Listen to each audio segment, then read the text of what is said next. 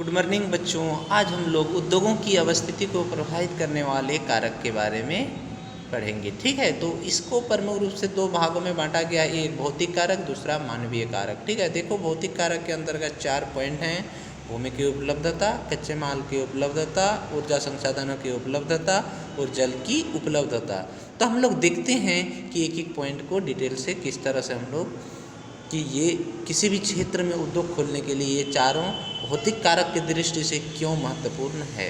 तो पहला पॉइंट देखते हैं, भूमि की उपलब्धता। तो हम सब जानते हैं कि किसी भी क्षेत्र में उद्योग खोलने के लिए वहाँ पर ज़मीन की उपलब्धता बहुत ही ज़रूरी है। ठीक है, यानी अधिक से अधिक ज़मीन हो ताकि कंपनी में किसी भी तरह का दिक्कत न हो। और साथ ही क्या होना चाहिए, समतल ज़मीन होना चाहिए। यानी किसी भी क्षेत्र में उद्योग खोलने के लिए समतल तथा अधिक क्षेत्रफल जमीन हो तो वो परफेक्ट एवं उपयुक्त स्थान माना जाता है।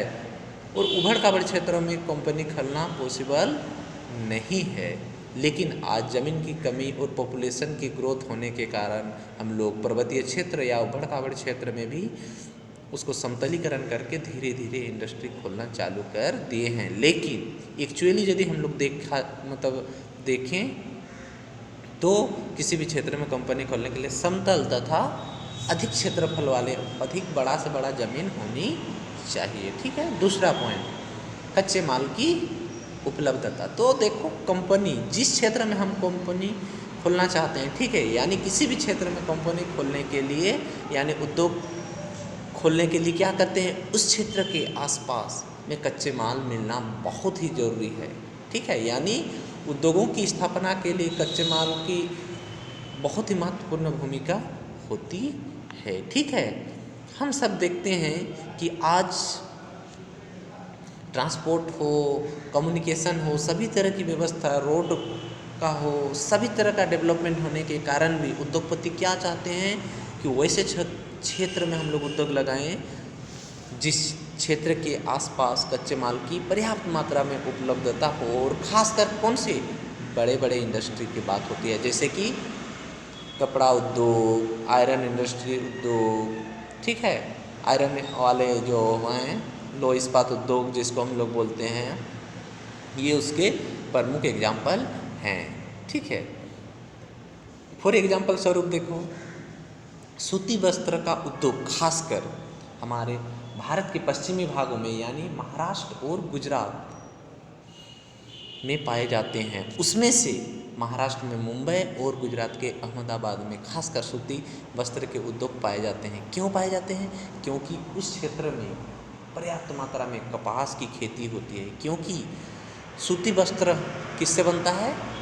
कपास से बनता है। ठीक है, कॉटन से बनता है। तो जिस क्षेत्र में जिसकी खेती सबसे ज़्यादा होती है यानी उधर हम लोगों का कपास की खेती सबसे ज़्यादा होने के कारण उसी क्षेत्र में सूती वस्त्रों का उद्योग ज़्यादातर पाए जाते हैं, वो दोनों ही स्टेट में। ठीक है, अब ये जानना भी जरूरी है कि वहाँ पर कपास की खेती ज़्यादा मात्रा में क्यों होती है, कैसे उत्पादन होता है, जबकि हम लोग का इधर नॉर्थ इंडिया में देखने जाओ या तो कोई भी इंडिया में हम लोग का ये पूर्वी भारत में देखने जाओ, दक्षिणी भारत में देखने जाओ तो क्या होता है,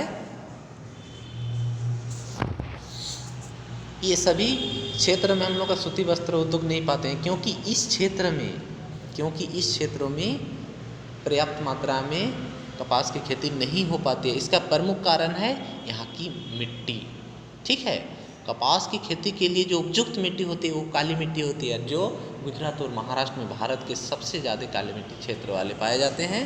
और वहीं पर कपास की खेती की जाती है। उसी के अगल बगल में खासकर मुंबई और अहमदाबाद में सूती वस्त्र के उद्योग खोले गए हैं। और देखो हम लोगों का छोटानागपुर का पठार, जो झारखंड में छोटानागपुर का पठार है, ठीक है, हम लोगों का रांची देखो क्या है, दक्षिणी छोटानागपुर है, उधर हजारीबाग, रामगढ़, बोकारो, धनबाद, गिरिडीह, ये क्षेत्र कोडरमा, वो क्षेत्र कौन सा क्षेत्र है, उत्तरी छोटानागपुर। और ये दोनों उत्तरी प्लस दक्षिणी मिला के हम लोगों का क्या हुआ, छोटानागपुर का पठार में आयरन इंडस्ट्री बहुत सारे लगाए गए हैं। ठीक है, आयरन उद्योग लगाए गए हैं। इसका प्रमुख कारण क्या है, यहाँ पर पर्याप्त मात्रा में कोयला का उत्पादन तथा ये आसपास में हम लोगों का ये आसपास में कौन से पाए जाते हैं, लौह अयस्क पाए जाते हैं। ठीक है, ये दूसरा। और तीसरा उत्तर प्रदेश में क्या होते हैं, सबसे ज़्यादा चीनी मिल पाए जाते हैं, ठीक है, क्योंकि उत्तर प्रदेश में सबसे ज़्यादा गन्ना की खेती की जाती है। पश्चिमी उत्तर प्रदेश में चीनी की मिलों की अधिकता का भी यही कारण है, ठीक है, यानी उत्तर प्रदेश में सबसे ज़्यादा गन्ना की खेती होता है और उसी के आसपास में चीनी मिल भी पर्याप्त मात्रा में है। तो किसी भी क्षेत्र में उद्योग को खोलने के लिए उस क्षेत्र की कच्चे माल की उपलब्धता बहुत ही महत्वपूर्ण भूमिका निभाती है, ठीक है। तीसरा देखो ऊर्जा की उपलब्धता, ठीक है। तो ऊर्जा की उपलब्धता देखो, किसी भी क्षेत्र में हम लोग उद्योग लगाने के लिए उस क्षेत्र में पर्याप्त मात्रा में हम लोगों का ऊर्जा का साधन, यानी कंपनी चलाने के लिए जो ऊर्जा के प्रमुख साधन हैं वो होते हैं देखो कोयला, पेट्रोलियम, ठीक है, और विद्युत, ठीक है। तो ये ऊर्जा के प्रमुख साधन हैं, ठीक है। उसमें से हम लोग देखते हैं कोयला, जैसे लो इंडस्ट्री खोलने के लिए हम लोग कोयला की पर्याप्त मात्रा में उपलब्ध होना बहुत ज़रूरी है, वरना कंपनी एक दिन भी नहीं चल पाएगा, ठीक है।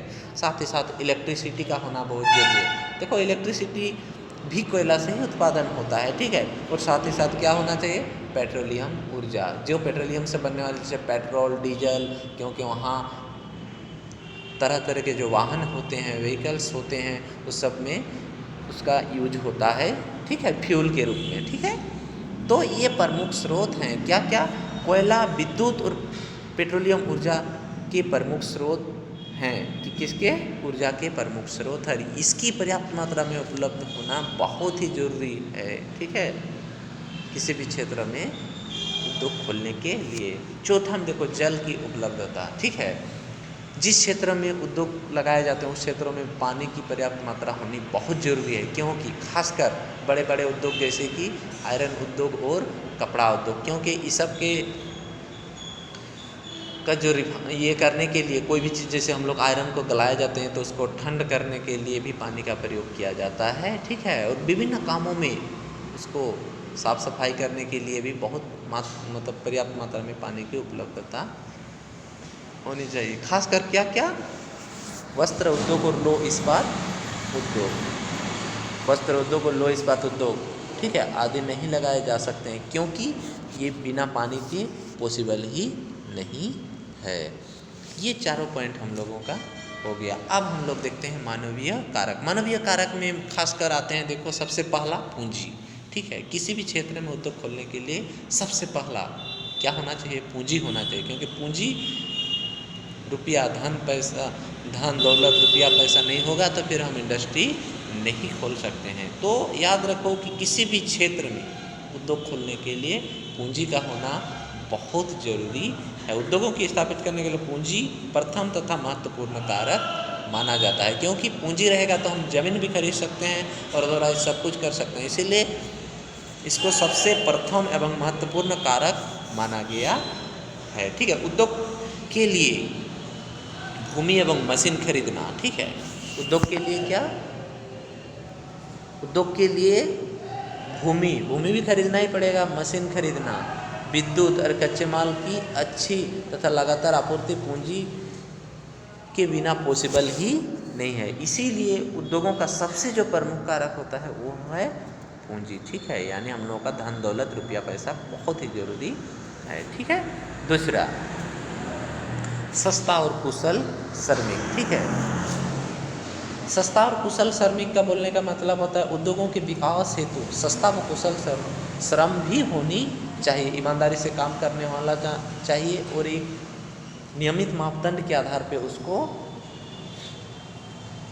आसानी के साथ मजदूर भी मिलना चाहिए, ठीक है। ऐसे उद्योग जिनमें विशेष रूप से किसी कार्य में दक्ष, ठीक है, दक्ष श्रमिकों की आवश्यकता हो, ठीक है, जो उस क्षेत्र में पूर्णतः उसके जानकारी हो, ठीक है, उसी क्षेत्र में स्थापित करने चाहिए जहां इस प्रकार के कुशल श्रमिक क्या अधिक संख्या में वो कर्म एवं परिश्रमिक पर उपलब्ध हो, ताकि उत्पाद का लागत मूल्य कम हो और लाभ कमाया जा सके। तो उस दृष्टि से भी उसको वहाँ के कुशल श्रमिक होने चाहिए, ईमानदारी से काम करने वाले होने चाहिए, ठीक है, इस तरह से। फिर देखते हैं हम लोग उदाहरण के लिए, देखो मुरादाबाद जो उत्तर प्रदेश, वो रेवाड़ी जो हरियाणा में है, ठीक है, उत्तर प्रदेश मुरादाबाद, रेवाड़ी हरियाणा में पीतल के बर्तन बनाने वाले तथा फिरोजाबाद में चूड़ियाँ बनाने के लिए कुशल श्रमिकों की उपलब्धता आधारित है। तो ये दो जो प्रमुख एग्जाम्पल हैं, क्या, उत्तर प्रदेश व रेवाड़ी, दो क्षेत्र हैं, ठीक है। उत्तर प्रदेश का मुरादाबाद में देखो पीतल के बर्तन बनने के लिए विख्यात है इंडिया में, ठीक है। दूसरा फिरोजाबाद हरियाणा में जो है चूड़ी बनाने के लिए बहुत विख्यात शहर है, ठीक है। तो वहाँ कुशल श्रमिक की आवश्यकता होती है। तीसरा, परिवहन और संचार के साधनों की विकसित व्यवस्था, ठीक है। तो परिवहन एवं कम्युनिकेशन सिस्टम तो बहुत डेवलप होना चाहिए, क्योंकि कच्चे माल का लाना, फिर कच्चे माल से रिफाइन करके जो भी तैयार माल होता है उसको फिर दूसरे जगह बाज़ार में उपलब्ध कराना, ये कहीं ना कहीं परिवहन के माध्यम से ही पॉसिबल होता है। साथ ही साथ कम्युनिकेशन क्या होना चाहिए कि अगला आदमी से बातचीत करने के लिए, डील करने के लिए कम्युनिकेशन सिस्टम एक दूसरे के साथ लिंक होने के लिए बहुत ज़रूरी है, ठीक है। खासकर देखो परिवहन का संचार, ठीक है, क्या है, परिवहन व संचार, विशेषकर परिवहन के साधनों की विकसित व्यवस्था उद्योगों की स्थापित में प्रभावित करती है। संचार से भी ज़्यादा क्या, परिवहन, ट्रांसपोर्ट बहुत ज़रूरी है, ठीक है। जिन क्षेत्रों में ऐसे साधन उपलब्ध है वहाँ के उद्योगों का संकेंद्रण हो जाता है, क्योंकि कच्चे माल के उद्योगों तक पहुँचाने तथा तैयार माल को बाजार तक पहुँचाने के लिए त्वरित परिवहन की आवश्यकता पड़ती है। अधिकांशतः रेलवे, बंदरगाहों, मुख्य सड़कों आदि आसपास के क्षेत्रों में उद्योगों की संख्या अधिक है, जो इस कारक को उपयोगिता सिद्ध करती है। और चौथा में देखो क्या है, बाजार।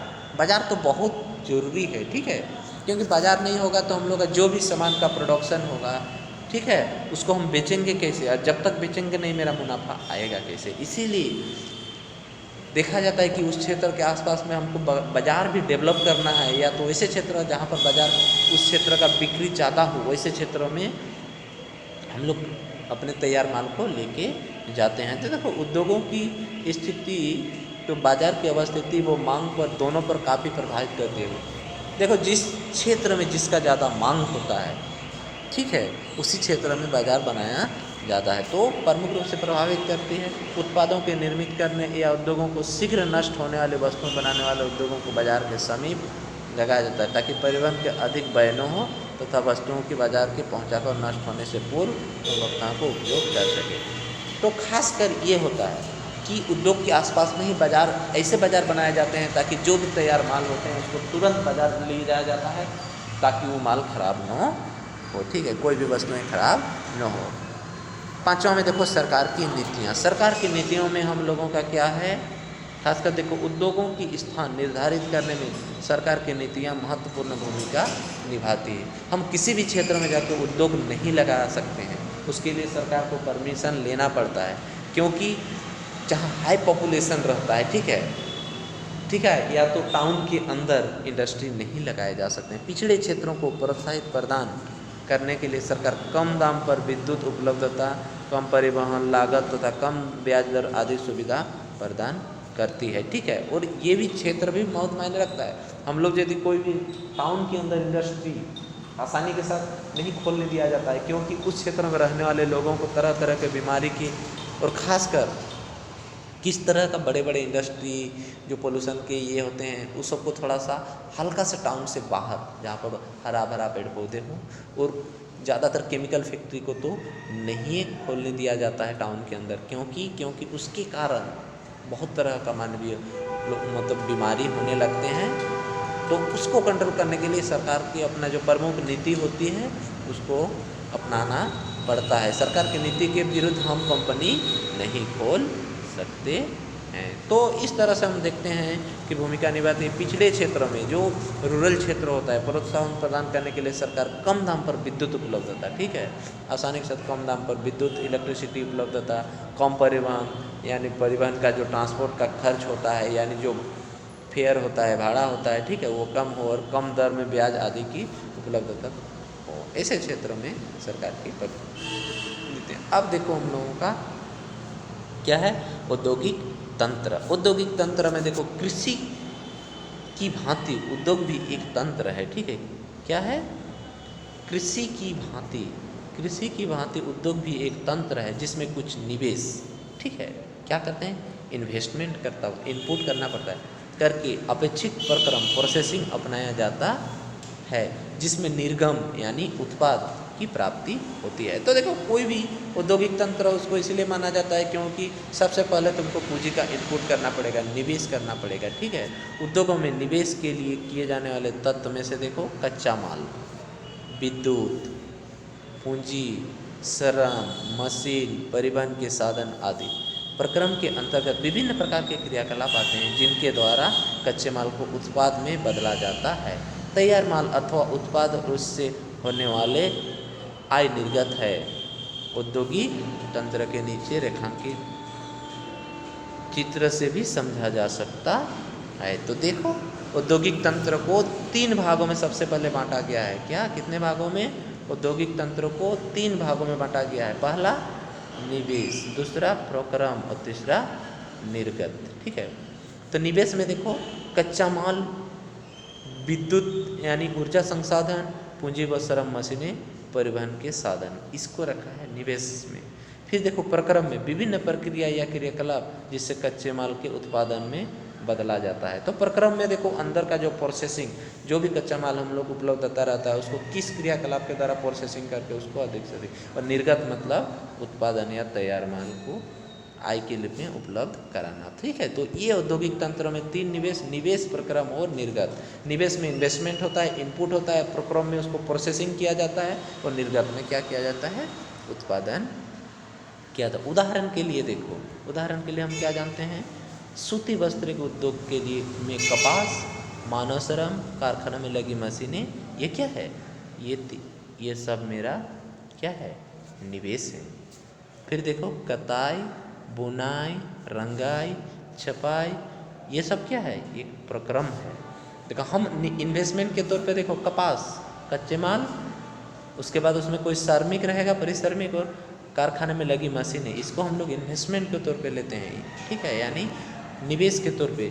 और कताई, बुनाई, उसमें जो कलाकृति होती है, कताई, बुनाई, रंगाई, छपाई, ये सब को हम लोग प्रक्रम मानते हैं, ठीक है। तथा निर्गत में हम लोग क्या करते हैं, तथा निर्मित धोती, ठीक है, यानी निर्मित धोती अथवा साड़ी जिससे हम उपयोग करते हैं वो उत्पाद है। तो ये प्रमुख है। अब तो हम लोग नेक्स्ट क्लास में औद्योगिक क्षेत्र को डिटेल से पढ़ेंगे, ठीक है।